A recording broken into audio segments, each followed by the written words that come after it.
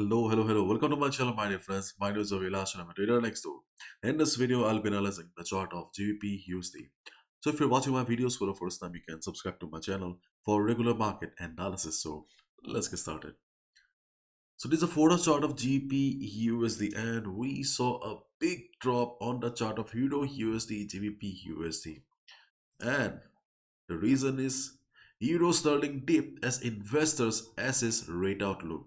The euro dipped against the dollar on Thursday after the European Central Bank raised interest rates by a widely expected 50 basis points, while the Bank of England adopted a more dovish tone on inflation. As a result, we saw a massive drop on the chart of GBP Euro USD, and good amount of recovery on the DXY. After FOMC, DXY broke the critical support of 101.25. And yesterday, we saw a massive recovery and DXY is back inside the range again. Right now, DXY is standing at 101.86. This is the current market price. And to bring some flares to the party, we have NFP today, non-firm payroll. As we all know, NFP is one of the most important events for the Forex traders. So yes, we will see some crazy volatility today. So my dear friends, please be careful during NFP, especially beginners, new traders who have less capital right now. Try to avoid taking positions during the news. If possible, try to close down all your USD positions because market may show extreme volatility which may be dangerous for your capital. Observe the market, gain experience, but try to avoid taking new positions. Okay, and here is our GBP USD.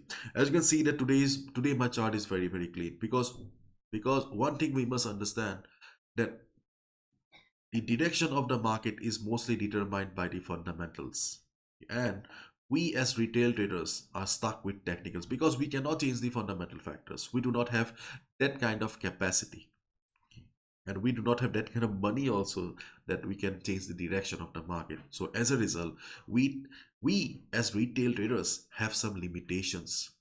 So as a result, it is better for us not to predict the market at each and every level, not to predict the market at each and every candle. For safety purpose, okay, for safety purpose, okay, it's always better for us to trade on only on those levels that we understand. So right now the chart of gold, okay, I only can understand that 1.27 to 1.2147 is a good support, and 1.2095 to 1.2074 is a good support level on the market. My dear friends, if I have missed anything, please write down in the comment section. I would love to learn from you.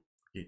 But right now, what I feel is that if the selling pressure continues in the market, okay, if the selling pressure continues in the market, then we may get some support around 1.2167, 1.2147. If market takes support, we can easily go for a buy position. But be careful, if you see market coming down with red candles like this, then obviously market will break the support. After all, no level is permanent. Okay, so if market takes support, then only go for a buy position. And in case market breaks the support here, then instead of taking a sell position, look for a buy around the next support, that is 1.2095 to 1.2074. Okay, why I'm saying that you should be avoiding, because around this area market has shown extreme price rejection previously. So for safety purpose, again for safety purpose, try to look for a buy position around this area. If market takes support and bounces, you can consider taking a buy position. Be careful, again I'm saying be careful during the news because market may show some extreme volatility. And again I'll say that, see, you must understand that we as retail traders have some limitations. So we need to make money, grow our capital, and also protect our capital at the same time. So you can only do that, grow your capital and protect your capital at the same time, only by not trading here and there, only by placing trades only on those levels that you understand. Okay, and one more level that I would like to mention, and that is 1.2300. Why this level? Let me tell you. This level is not a proper resistance here. But in case during the day, if market shows good amount of upside, or if market tries to recover, then there's a possibility that around 1.2300 market will face some resistance, because of previous support around this area, which will act as resistance, as well as we have Fibonacci 50% retracement level.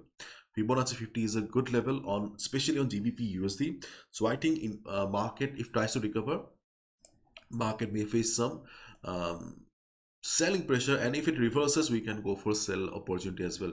But keep in mind, this level we have, what we have derived is mostly based on the Fibonacci. Okay, and after news, if market shows good amount of buying, market shows a big green candle, then this level does not have the capacity to change the direction of the market or to hold the market. See, each and every level have got some capacities. Okay, so we must understand it very well. So nothing much to discuss on the chart of GBPUSD. Okay, so as I said, okay, these are the only limited opportunities that I see on the chart right now. If you know any other opportunities or better opportunities on the chart of GBPUSD, please write down in the comment section. I would love to learn. Bye bye, take care, and please follow proper risk management. Do not gamble with your hard-earned money.